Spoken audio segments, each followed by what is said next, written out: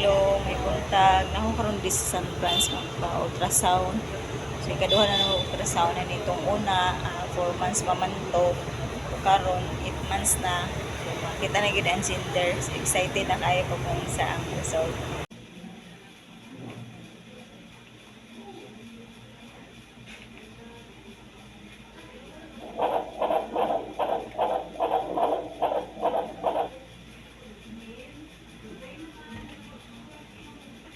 Ra unya.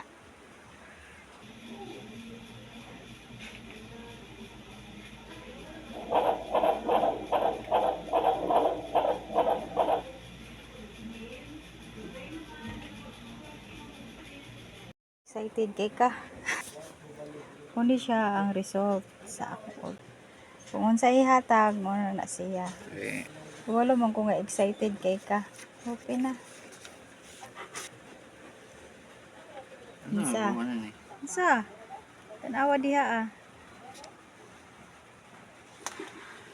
Higain na kasi pangutana. Isa.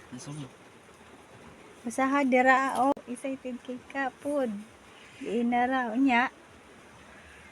Babadzi.